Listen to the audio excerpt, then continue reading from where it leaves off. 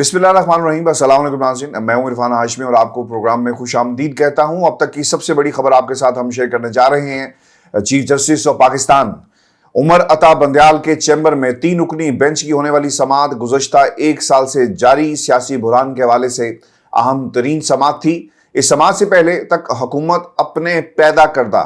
سیاسی آئینی بحران کا ملبہ چیف جسٹس اور اس کے ججز پر ڈالنا چاہتی تھی۔ حکم عدولی اور توہین عدالت کی فرد جرم حکومت پر عائد ہونی تھی، لیکن حکومت نے ججز کے خلاف ریفرنس بھیج کر انہیں مجرم ٹھہرانے کی افسوسناک اور ایک مجرمانہ حرکت کی۔ سماعت کی تفصیلات میں آپ کے سامنے رکھ دیتا ہوں۔ یہ اہم ترین سماعت چیف جسٹس کے چیمبر میں ہوئی، جس میں 3 رکنی بینچ مکمل کرنے کے لیے جسٹس اعجاز الاحسن اور جسٹس منیب شریک تھے۔ اسپیشل سیکرٹری خزانہ اور ایڈیشنل سیکرٹری خزانہ بھی 3 رکنی بینچ کے سامنے پیش ہوئے۔ اس کے علاوہ attorney general, secretary election commission, وزارت خزانہ اور اسٹیٹ بینک حکام بھی چیمبر میں آج پیش ہوئے۔ ذرا یہ بتاتے ہیں کہ سماعت کے دوران قائم مقام گورنر اسٹیٹ بینک کے ہمراہ آنے والے دیگر افسران کو چیمبر سے باہر بھیج دیا گیا، جبکہ وزارت خزانہ کے اسپیشل اور ایڈیشنل سیکرٹری کے علاوہ دیگر حکام کو بھی سماعت کے وقت باہر بھیجا گیا۔ اٹارنی جنرل، سیکرٹری اور ڈی جی لا الیکشن کمیشن سماعت میں موجود رہے، اور اس سماعت میں چونکہ میڈیا موجود نہیں تھا، اس لیے چیمبر میں پیش ہونے والے افسران اور اٹارنی جنرل کے جو قریبی ذرائع ہیں انہوں نے جو رودات باہر آ کر بتائی، اس کے مطابق سب سے پہلے الیکشن کمیشن کے نمائندے نے بینچ کے سامنے عدالتی فیصلے کی روشنی میں الیکشن کی تیاریوں کے حوالے سے اپنی تفصیلی رپورٹ پیش کی۔ ذرائع بتاتے ہیں کہ رپورٹ پہ الیکشن کمیشن کے لیے انتظامات تو مکمل تھے، لیکن یہ بتایا گیا تھا کہ 10 اپریل کی ڈیڈ لائن تک حکومت نے انتخابی بجٹ، سیکیورٹی اور دیگر سہولتوں کی فراہمی یقینی نہیں بنائی، اور اس رپورٹ کو سپریم کورٹ آف پاکستان میں جمع کروا دیا گیا۔ ذرائع ویورز یہ بھی بتاتے ہیں کہ چیف جسٹس اور بینچ نے اٹارنی جنرل سے استفسار کیا اور برہمی کا اظہار کرتے ہوئے کہا کہ کیا آپ کے علم میں ہے اٹارنی جنرل صاحب کہ حکومت نے عدالت عظمیٰ کے فیصلے کی حکم عدولی کی ہے؟ اٹارنی جنرل صاحب، کیا آپ کے علم میں ہے کہ 11 اپریل کی ڈیڈ لائن ختم ہونے کے بعد حکومت اور کابینہ توہین عدالت کی مرتکب ہو چکی ہے؟ انتہائی اہم نماز دیے گئے عدالت کی طرف سے، اور پھر یہ بھی کہا گیا کہ اٹارنی جنرل صاحب، آپ کو معلوم ہو گیا کہ ہمارا بینچ متعصب نہیں بلکہ حکومت باغی ہے۔ ہم نے ابھی تک فرد جرم عائد نہ کر کے حکومت کو موقع فراہم کیا ہے اور لچک دکھائی ہے، ورنہ آپ کے موکل نے تو اپنا سر توہین عدالت کی تلوار کے نیچے 11 اپریل کو ہی دے دیا تھا۔ آپ کو یاد ہوگا، میں آپ کو بار بار بتا رہا ہوں کہ یہ جو توہین عدالت کی تلوار ہے، اس تلوار کے ساتھ ساتھ اب یہ جو سورڈ آف ڈیموکریسی ہے، یعنی 2 دھاری تلوار شہباز شریف اور اس حکومت کے اوپر لٹک رہی ہے، چونکہ توہین عدالت کی کارروائی بھی ہوگی اور اس کے ساتھ ساتھ ان کو نااہل بھی کیا جائے گا، اور پارلیمنٹ کے وہ تمام لوگ جنہوں نے دستخط کیے تھے ان کے خلاف بھی کارروائی ہوگی۔ اٹارنی جنرل بولے، جناب، بجٹ کی فراہمی کا بل حکومت نے نہیں، منتخب پارلیمنٹ نے مسترد کیا۔ ذرائع ویورز یہ بھی بتاتے ہیں کہ چیف جسٹس اس پر بولے کہ آپ ہمیں اتنا سادہ نہ سمجھیں، پارلیمنٹ نے مسترد نہیں کیا، پارلیمنٹ کو مسترد کرنے کے لیے دیا گیا۔ چیف جسٹس بولے، اگر آپ کی نیت ٹھیک ہوتی تو بل پارلیمنٹ کو کیوں بھیجنے کی ضرورت محسوس کی گئی؟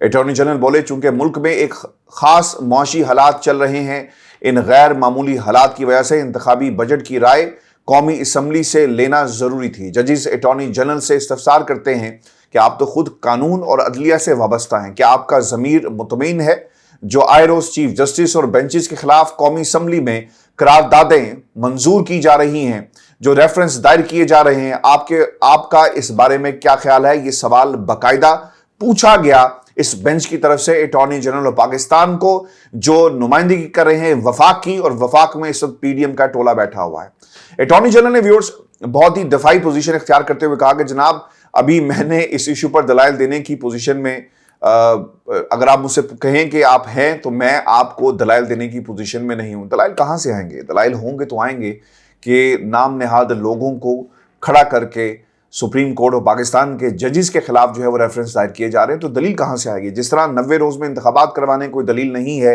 آئین کے خلاف جا کر، اسی طرح اس بات کی بھی دلیل اٹارنی جنرل آف پاکستان کے پاس نہیں تھی۔ ذرا یہ بھی بتاتے ہیں کہ بینچ نے بار بار اٹارنی جنرل پر برہمی کا اظہار کیا اور بار بار انہیں احساس دلایا کہ حکومت کو عدالتی حکم تو ہر صورت ماننا پڑے گا۔ اور پھر چیف جسٹس بولے کہ جناب ہم اس سے زیادہ اور اچھے کیا بنیں، ہم نے اپنے فیصلے سے پہلے حکومت کو تمام فریقوں سے مذاکرات کی تجویز دی اور انہیں ایک محفوظ راستہ فراہم کیا، مگر حکومت نے اپنے آپ کو محفوظ بنانے کی بجائے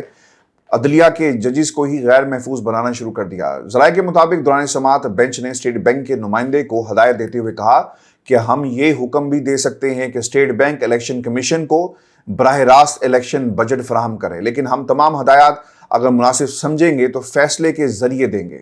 اسی دوران چیف جسٹس نے اپنے ریمارکس میں یہ بھی کہا کہ ہم نماز جمعہ کے بعد باقاعدہ طور پر اس کا حکم جو ہے وہ جاری کریں گے۔ ویورز، اب جو خبر آ رہی ہے، اسٹیٹ بینک آف پاکستان کو باقاعدہ حکم جاری کر دیا گیا ہے چیف جسٹس آف پاکستان کی طرف سے، اور آپ کو یاد ہوگا میں نے بار بار کہا تھا کہ تمام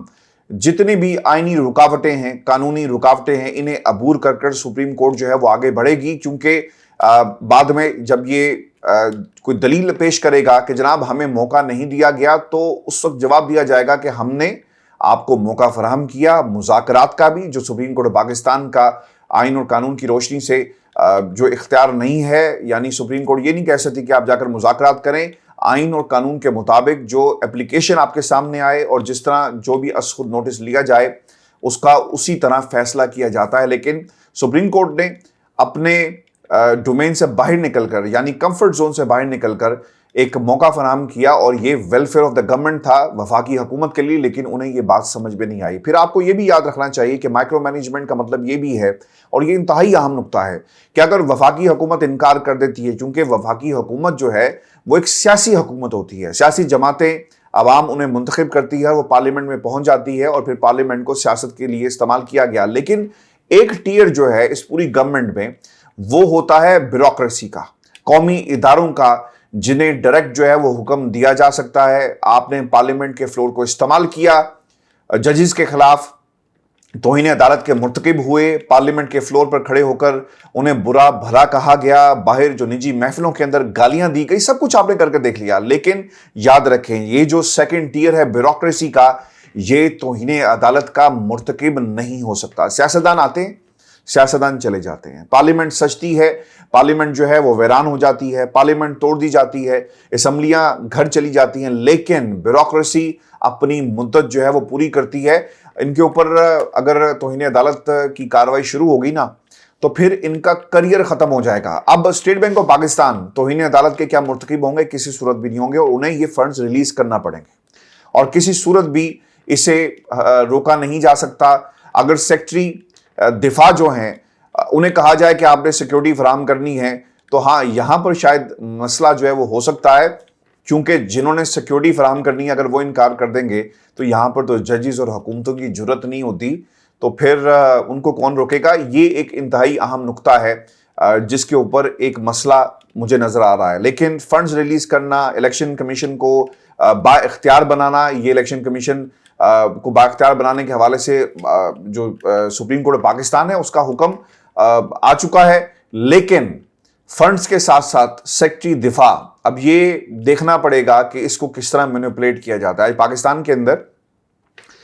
ان کیمرہ سیشن ہو رہا ہے، اور اب حکومت وقت جو ہے وہ فوج کے پیچھے جا کر چھپ جائے گی سیکیورٹی کے نام کے اوپر، اور اسے باقاعدہ طور پر استعمال کیا جائے گا سیکیورٹی فراہم نہ کرنے کے معاملے پر۔ اب ہوگا یہ کہ الیکشن کمیشن جا کر سپریم کورٹ کو کہے گا کہ جناب سیکیورٹی فراہم نہیں کی جا رہی، تو آپ بتائیں ہم نے کرنا کیا ہے۔ جب سیکیورٹی فراہم نہیں کی جائے گی، الیکشن کمیشن کہے گا کہ انتخابات نہیں ہو سکتے، فری اینڈ فیئر انتخابات نہیں ہوں گے۔ اور پھر آپ کو یہ بھی یاد رکھنا چاہیے، اگر اس ملک میں الیکشن کمیشن کے حکم کے مطابق انتخابات ہو بھی گئے تو پی ڈی ایم کا ٹولہ ان انتخابات کو نہیں مانے گا، اور دھاندلی کا الزام لگایا جائے گا، اور پھر یہ بھی کہا جائے گا کہ جو انتخابات عمر عطا بندیال کی عدالت کے انڈر ہوئے، پاکستان کی یہ 13-14 جماعتیں جو ہیں اسے ماننے سے انکار کرتی ہیں۔ میں آپ کو فیوچر کی بات بتا رہا ہوں کہ اگر حالات اس حد تک آ بھی گئے اور ایک کنفرنٹیشن سے بچنے کے لیے انتخابات کروا بھی دیے گئے، تو پھر بھی یہ نقطہ جو ہے اٹھایا جائے گا، اور عدالتیں کھلیں گی، انتخابی عذرداریاں آپ دیکھیں گے، انتخابات کو چیلنج کیا جائے گا، نگران حکومت چھوڑے گی نہیں، نیا جو سیٹ اپ آئے گا وہ حلف نہیں اٹھا سکے گا، پھر معاملہ عدالتوں میں جائے گا۔ تو چیزیں اتنی سادہ نہیں ہیں جتنی ہمیں نظر آ رہی ہیں۔ ویورز، آپ کو یہ بتا دیں کہ اسی جو پہلی خبر کے تناظر میں جو چیف جسٹس آف پاکستان نے ریمارکس دیے، دوسری طرف حکومتی ایجنٹ جو ہے نا وہ کیا کر رہے ہیں؟ وہ یہ کر رہے ہیں کہ وہ ججز کے خلاف نا ریفرنسز لے کر آ رہے ہیں۔ فاضل 8 رکنی بینچ کے خلاف بھی ایک ریفرنس جو ہے وہ دائر کر دیا گیا ہے، اور بڑے بینچ کے خلاف ایک بڑے مجرم کے وکیل نے یہ ریفرنس جو ہے وہ دائر کیا۔ چیف جسٹس عمر عطا بندیال سمیت سپریم کورٹ کے 8 ججز کے خلاف جو ہے سپریم جوڈیشل کونسل میں ریفرنس دائر کیا گیا ہے۔ یہ ریفرنس عمران خان قاتلانہ حملے کے مرکزی ملزم کے وکیل میاں داؤد کے ذریعے دائر جو ہے وہ کروایا گیا، اور چیف جسٹس سمیت 8 ججز کے خلاف ریفرنس میاں داؤد ایڈوکیٹ نے دائر کیا، جس میں آئین کے آرٹیکل 209 اور ججز کوڈ آف کنڈکٹ کی دفعہ 3، 6 اور 9 کو بنیاد بنایا گیا ہے۔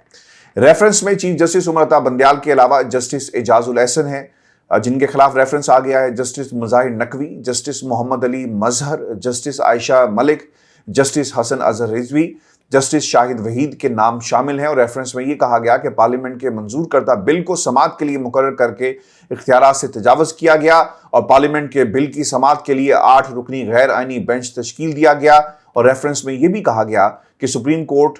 پریکٹس اینڈ پروسیجر جو بل کے خلاف عدالتی نظیر جو موجود ہیں ان کے خلاف یہ سب کچھ جو ہے وہ کیا گیا ہے، اور ججز کے خلاف ریفرنس کی کاپی جو ہے وہ جسٹس فائز عیسیٰ، طارق مسعود، جسٹس منصور کو بھجوائی گئی ہے، جبکہ chief justice Sindh high court اور چیف جسٹس ہائی کورٹ کو بھی ریفرنس کی کاپی بھجوائی گئی۔ اب دیکھیں مسئلہ یہاں پر یہ ہے